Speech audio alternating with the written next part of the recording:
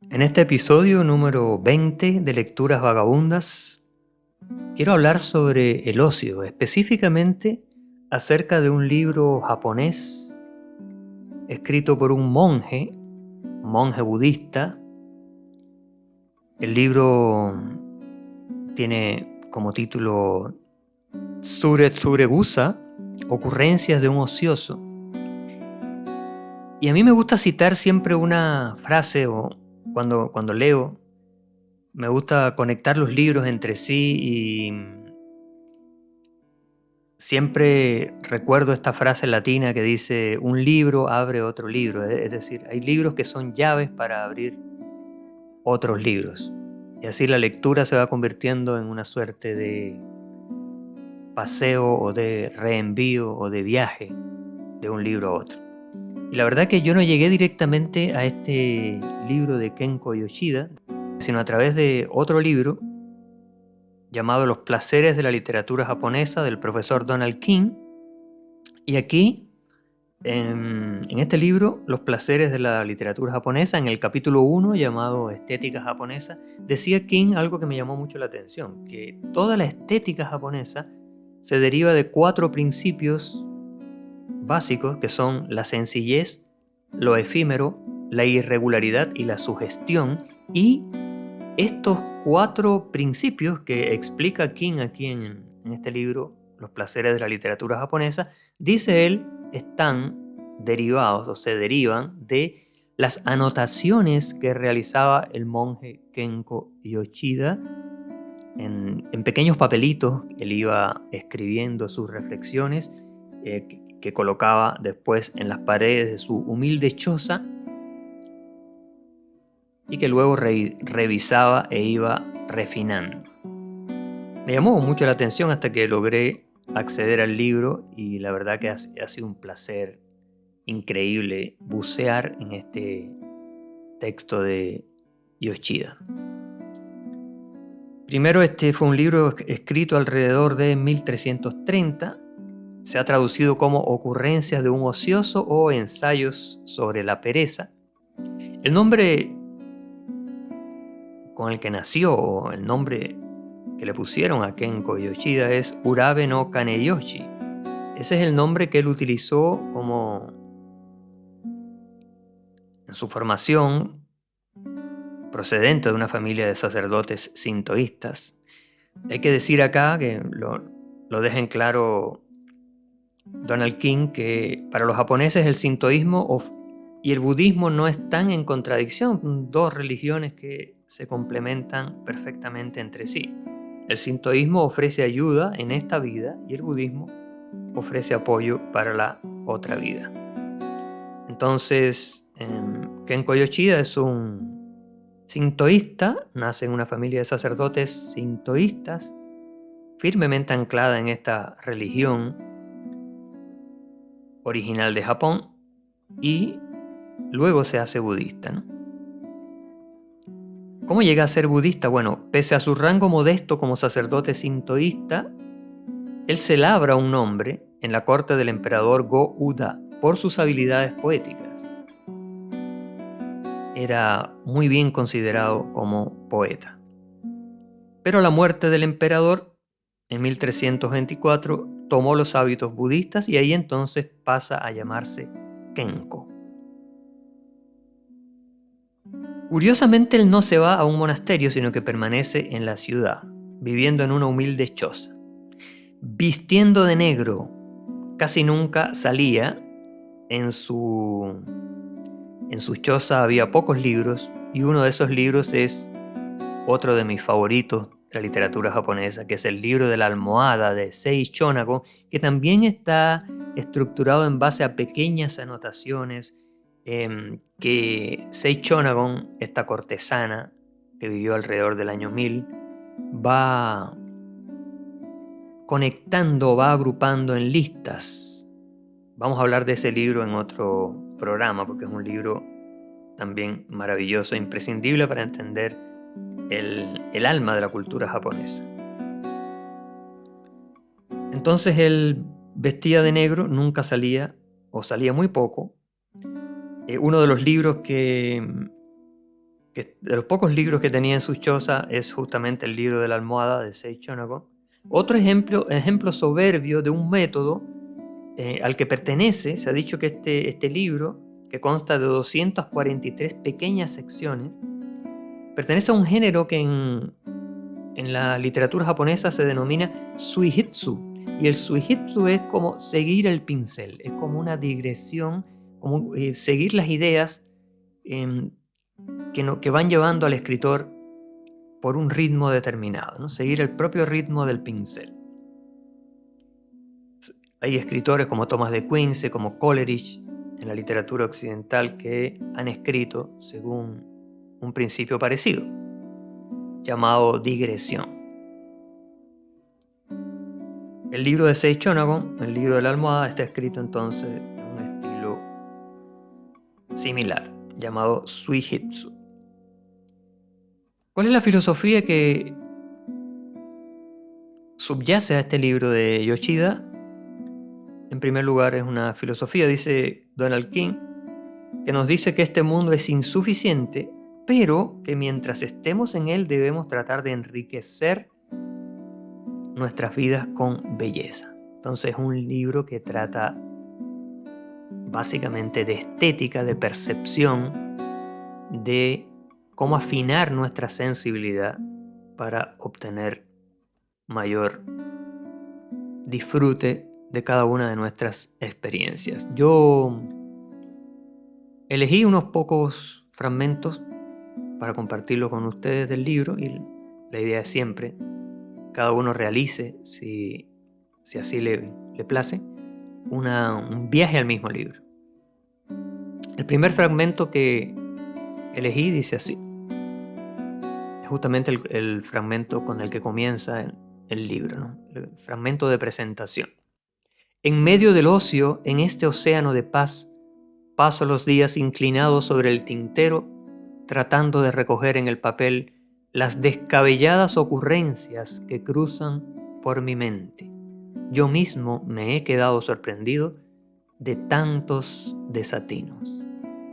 Es curioso cómo también el poeta Basho, que es un poeta que consideraba que un poeta errante, ¿no? Un poeta que no le daba mucha importancia a su poesía. Él decía que eran también como pequeños desatinos, como garabatos, ¿no? Notamos acá que Yoshida había elegido una vida sencilla y tenía tiempo suficiente para dedicar a la observación cuidadosa, meticulosa de la naturaleza y de su entorno. Qué suerte es poder vivir saboreando despacio y despreocupados solo un año. Pero si uno no se siente satisfecho y no se conforma con el paso de las horas, todo el tiempo, aunque viva 1000 años, le parecerá tan breve como una noche, como un sueño. Que es una idea bastante anclada en la filosofía oriental, especialmente en el budismo, ¿no? El vivir el instante como instante y no como una catapulta o una plataforma o un trampolín para saltar a otro instante. Es decir, que el instante adquiera sentido en sí mismo. No hay satisfacción que se pueda comparar a la de sentarse solo bajo una lámpara, desenrollar un manuscrito y entablar amistad con personas antiguas que uno nunca ha visto ni conocido. Esta es una idea sobre la lectura que a mí me hace mucho sentido y que está presente también en algunas reflexiones de Marcel Proust sobre el arte de leer, ¿no? Que en el fondo leer es como entablar relación, entablar amistad con amigos desconocidos. Estos amigos no pueden responderte, no pueden criticarte, no pueden hacerte perder el tiempo, solo te entregan su esencia, la sustancia de su propia alma, anclada o recogida o contenida en estas verdaderas lámparas de Aladino que son los libros. Otro fragmento, este es el número 20, Un cierto anacoreta que había abandonado el mundo dijo: a uno que, como yo, ha cortado ya todas las ligaduras que lo aferran al mundo, lo único que le cuesta abandonar es ese trocito de cielo que ves. Y me pareció que tenía razón. Ese trocito de cielo que ves, es decir, aunque uno haya cortado todas las ligaduras, siempre en la vida hay algo, aunque sea un mínimo un objeto, una mínima imagen, que nos mantiene anclado con la existencia, porque justamente vivir es desear mantenernos en la vida. No podemos vivir en la vacuidad pura. Siempre hay un link, una conexión con lo humano que debemos mantener para justamente sostener nuestra humanidad. Pero curioso que no se trate en este caso de un objeto, sino de un trocito de cielo. Una imagen para percibir, no para poseer.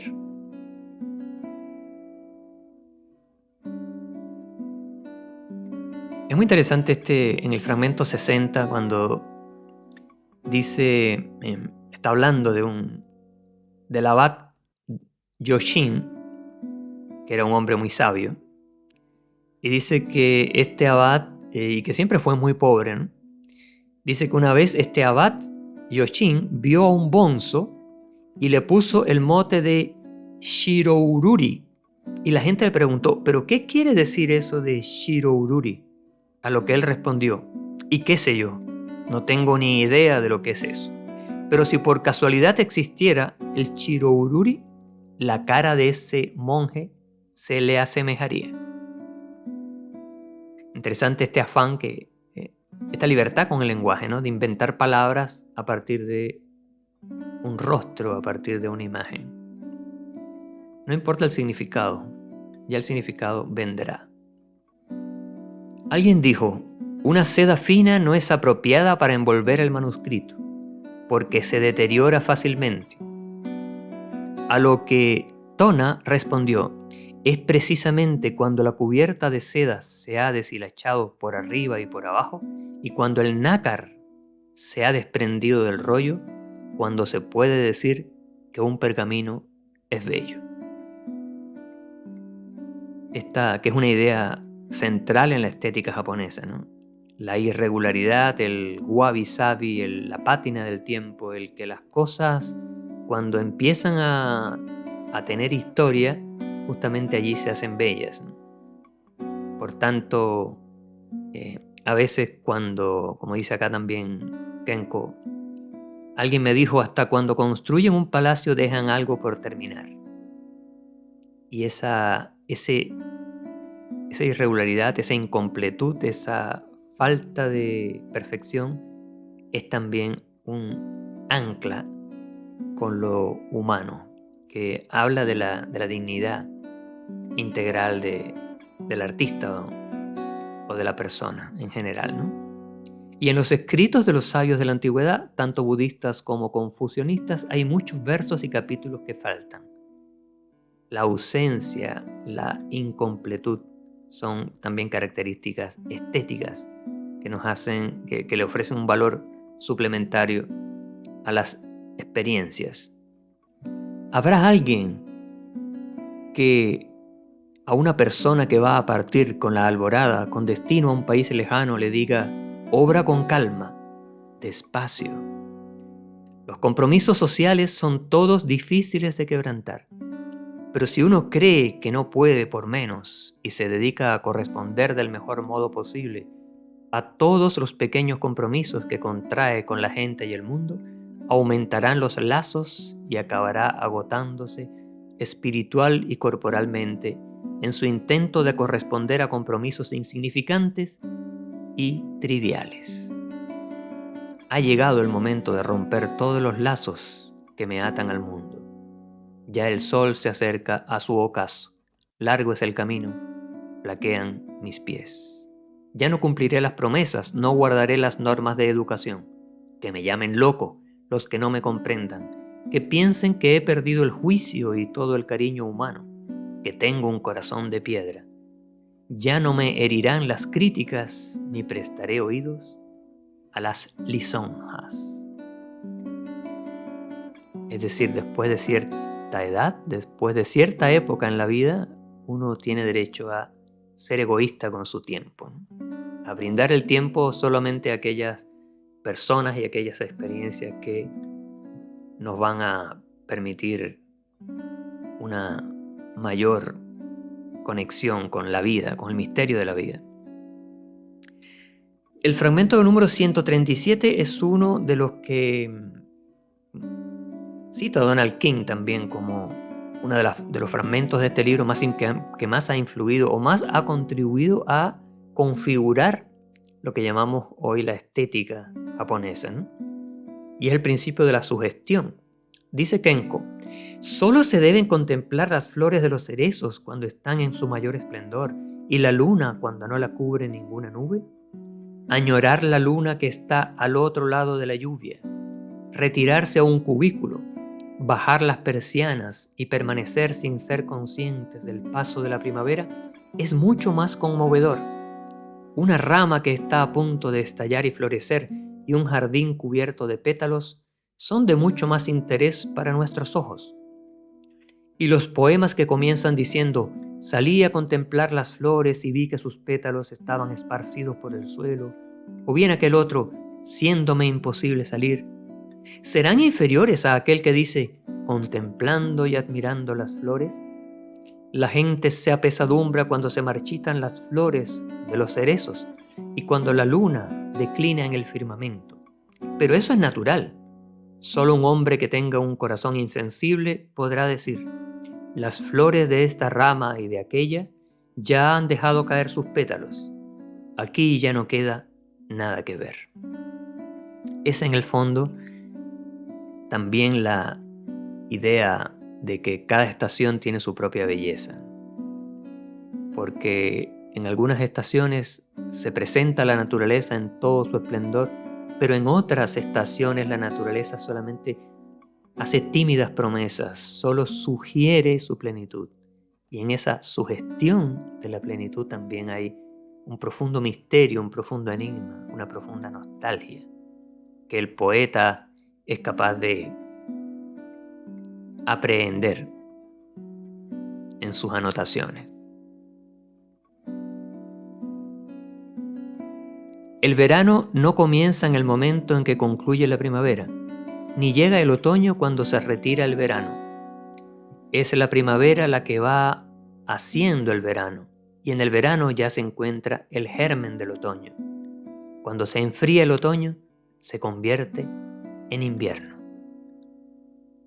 Por tanto, las estaciones no son fijas, las estaciones son procesos que se van, son procesos que van avanzando y retrocediendo, intermezclándose como un oleaje.